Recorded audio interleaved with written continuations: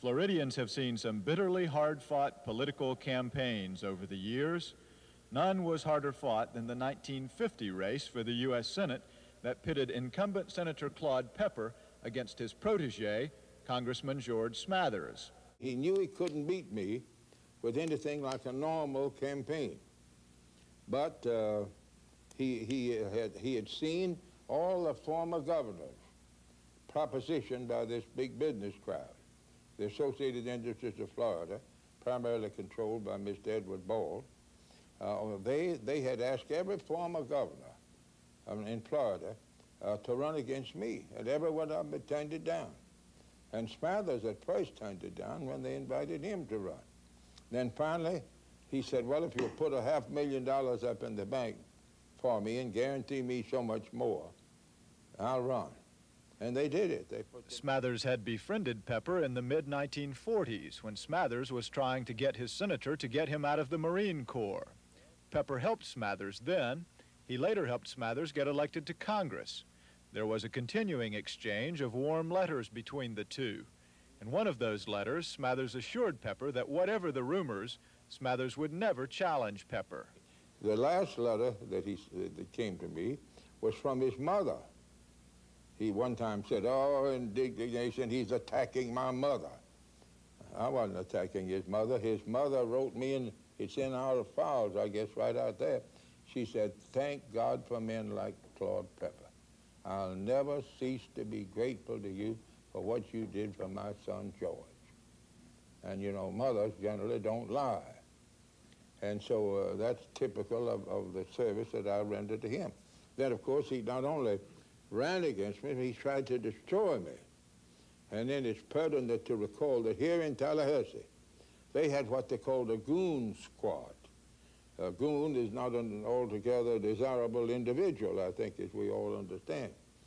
And so to show you what the character, the mean nature of those people was, the night after the returns came in and assured my defeat in his election, 3 cars filled with these goons circled my home out there where my aged mother was and other members of my family, shouting obscenities and charging, boasting and, you know, making all sorts of proud claims of victory and all, but some very dirty, vulgar stuff.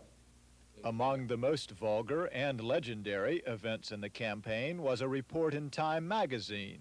It purportedly quoted one of Smathers' speeches in the backwoods in which he said, "Are you aware that Claude Pepper is known all over Washington as a shameless extrovert? Not only that, but this man is reliably reported to practice nepotism with his sister-in-law, and he has a sister who was once a thespian in wicked New York.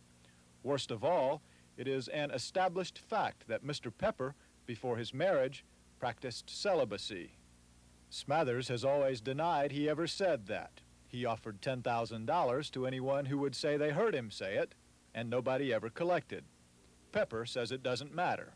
The first time I ever saw that language, or heard anything about it, was when it appeared in Time magazine. In I think it was the April issue, writing up that campaign between Smathers and me. And it went on to quote a lot of this stuff. I do know they did many things equally low in character. For example, one night at Leesburg, Florida, I was speaking in the park, the municipal park. My friends had built a platform for me. The National Guard was drilling that evening, and they finished their drill so they could come and hear my speech. I had a pretty good crowd gathered all around. When I alone, after my introducer went down from the platform, went on and spoke, I noticed a black man standing right down there near the steps leading up to the platform. Well, it did come to my consciousness that he was separated by a good distance from the rest of the crowd, and he seemed a little nervous. I wondered why he was standing there, but I didn't pay any attention to it. I went on and made my speech. When I did, as soon as I came down, some of my friends rushed up to me and said, "You remember that black fellow who was standing there at the foot of the steps?" I said, "Yeah." Well, they said, "I'll tell you the story. one of us walked up to, some of your friends, walked up to that fellow standing there by the foot of the steps and said, "What you standing here for? Why aren't you out here with the rest of the crowd?" And well, the first thing you knew, he began to get nervous, and they said, "Come back here a little bit." And they came back and said, "There's something fishy about what you're doing." "Well, what is it? What are you doing up there?" "Well," he said, "I'll just tell you the truth, white man." He said, I'm a janitor down here at the picture show right down the street there. And two young men came up in a runabout car that afternoon. And they came to see me, and they said, "Listen, would you like to make $25 tonight?" And he said, "Yes, well, I could. If I could, I'd be glad to." But he said, "To tell you what, Senator Pepper's going to speak right up there tonight on that platform." And he said, "We want you to go up there, stand right at the foot of the stairs leading up to the platform, and be there when he finishes. And then you run right up on the platform and grab his hand." Said, "He'll shake hands with you.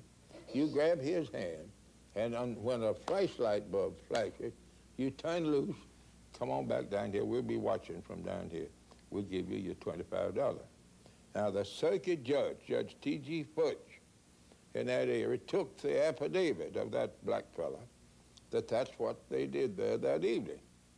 That was typical of the kind of campaign. So if he didn't say those exact words, he did many things comparable to that in the kind of campaign. That, and of course, he tried to make me out a communist, you know, and all that. I was born on a farm in Alabama, and came up the hard way in life. And I wanted peace just like I want it now. But communism is about as far from my way of life as anything could be. It was the U.S. Senate that was as far away as anything could be after Smathers beat Pepper in 1950. But of course Pepper came back and made the cover of Time magazine again. Since 1962, he has been sitting in Congress as a representative from Miami.